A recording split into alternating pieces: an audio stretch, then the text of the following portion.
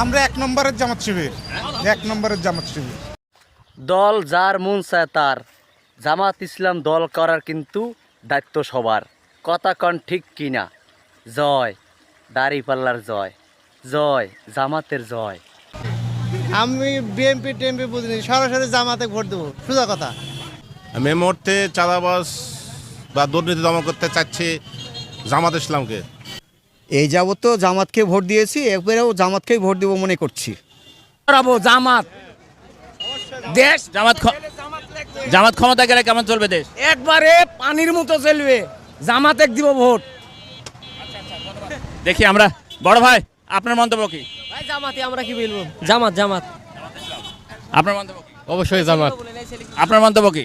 আমাদের নেতা। আমরা আগামী দিনের জন্য জামাতে ক্ষমতা দেখতে চাই। অবশ্যই। কোন এলাকা চলে আসলাম আমি, দেখি সবাই খালি জামাত ব্যাপার কি?